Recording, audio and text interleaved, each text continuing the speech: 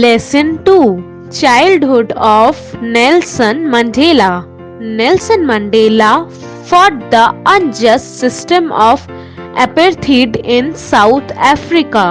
After a long struggle, the original inhabitants got freedom. Nelson Mandela became the first African president of the nation. Read this short story from his biography. My mother here managed 3 huts at Kunu. As I remember, these were always filled with the babies and children of my relatives.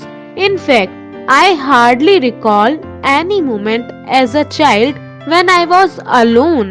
In African culture, the sons and daughters of one's aunts or uncles are brothers and sisters, not cousins. We have no half brother or half sisters or aunts or uncles. My mother's sister is my mother. My uncle's daughter is my sister. My brother's child is my son. Of my mother's 3 huts, one was used for cooking, one for sleeping, and one for storage.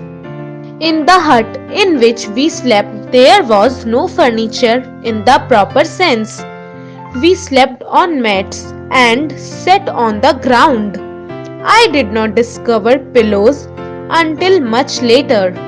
My mother cooked food in a 3-legged iron pot over an open fire in the center or outside of the hut. Everything we ate, we grew and made ourselves.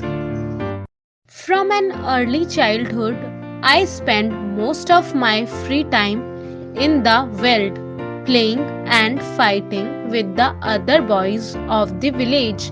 At night, I shared my food and blanket with these same boys.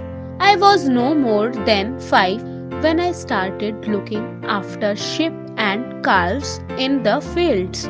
I learned to gather wild honey, fruits, and edible roots. I also learned to stick fight. I could swim in the clear, cold streams and catch fish with strong thread and sharpened bits of fire. I learned to love the world, the open spaces, the simple beauties of nature, the clean line of the horizon. As boys, we were mostly left to ourselves. Nature was our playground. We played with toys that we made ourselves.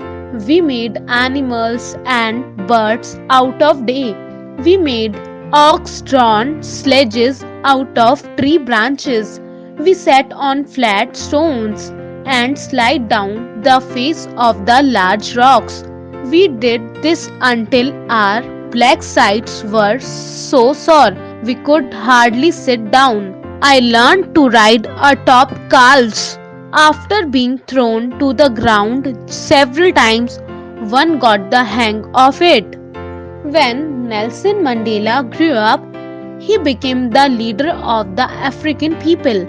He was a loving man who made friends wherever he went. His one-time assistant, Jesse Duarte, relates these incidents about him. He always made his own bed, no matter where we traveled. I remember we were once in China in a luxury hotel, and I said to him, "Please don't make your own bed because it's against Chinese hospitality." He said, "Call the ladies who clean the room." When they came, he explained to them that he always made his own bed. They should not feel insulted. He didn't ever want to hurt people's feelings. Here is an incident told by Richard Stengel, who worked with Mandela on his autobiography. It happened on an aeroplane trip in Natal in South Africa. As soon as Mandela boarded the aeroplane, he picked up a newspaper and read everything in it. I was sitting right across him and he pointed out of the window. I saw to my horror that the propeller had stopped working.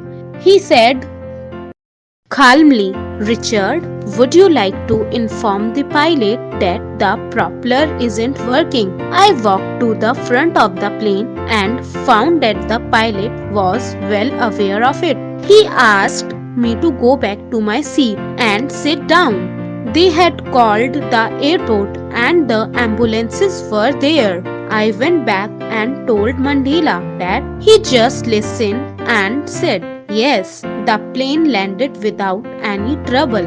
Nelson remained calm throughout the trip. He never changed his expression. As we came out of the airport, he said, I was really scared up there. Then I realized that this is what courage is all about. Courage is not about not being scared. Courage is being terrified and not showing it. I got courage by looking at him because he was pretending not to be scared, and that's what he did his whole life. That is what made him so great. Nelson Mandela won the Nobel Peace Prize in 1993. He died in December 2013 at his home in Johannesburg.